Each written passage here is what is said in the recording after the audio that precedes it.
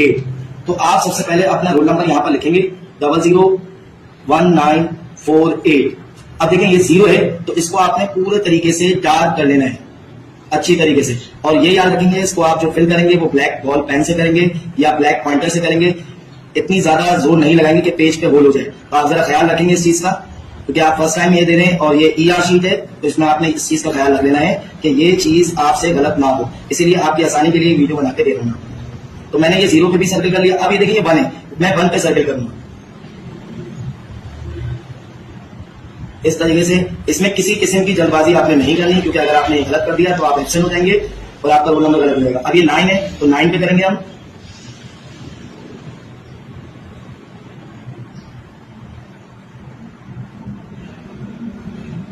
उसके बाद 4 है,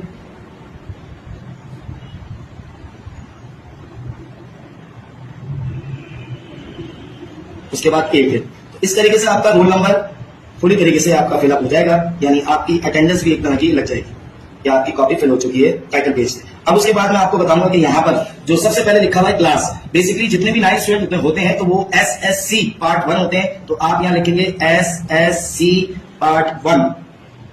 उसके बाद अगर आप बायोलॉजी आपकी है तो आप सिर्फ और सिर्फ साइंस लिखेंगे, और अगर आप कंप्यूटर वाले हैं तो कंप्यूटर साइंस लिखेंगे। जैसे अगर कोई बच्चा कंप्यूटर साइंस का है तो वो लिखेगा कंप्यूटर साइंस,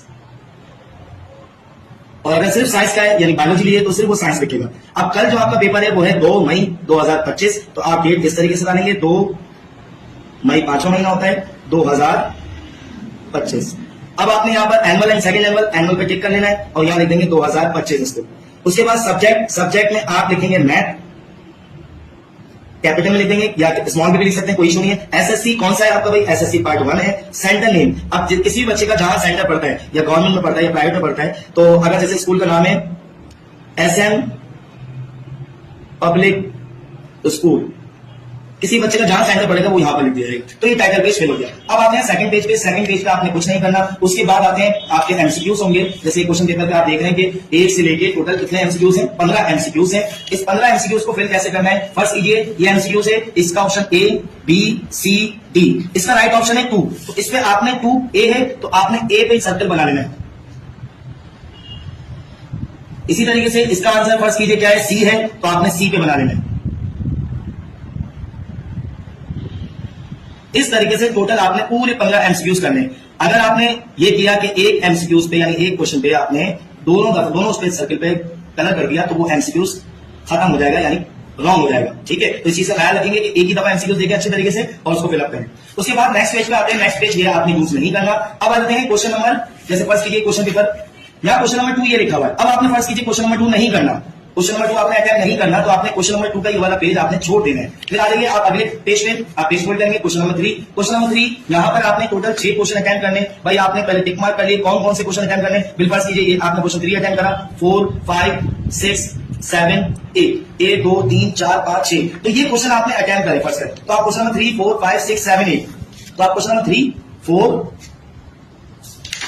5 6 7 8, या अगर आप इनमें से कोई से भी 6 क्वेश्चन अटेम्प्ट करेंगे तो आप वही उसी पेज पे सिर्फ आप आंसर लिखेंगे। और अगर जैसे आप क्वेश्चन नंबर 7 अटेम्प्ट नहीं करें, 8 करें, तो 7 को आप छोड़ देंगे, खाली छोड़ देंगे, इसमें कोई आंसर नहीं लिखा जाएगा। एक चीज का ख्याल रखेंगे, जैसे बिल फर्स्ट एक क्वेश्चन मैं आपको सॉल्व करके दिखा देता हूं। एक क्वेश्चन यहाँ पर छोटा क्वेश्चन है तो इसलिए इजी हो जाएगा, वीडियो भी कम हो जाएगी हमारी। क्वेश्चन नंबर 7 सॉल्व करके दिखा दें। क्वेश्चन नंबर 7 यहाँ पर लिखा हुआ है कि भाई find the solution set. Solution set निकालने हैं तो आपने यहां पर सिर्फ और सिर्फ क्या लिखा, ऐसे आपने लिखा सोल्यूशन। फिर उसके बाद इस चीज का ख्याल रखेंगे, नंबरिंग आप सही लिखें, x + 5 upon 20 less than 25 - 4x upon 10।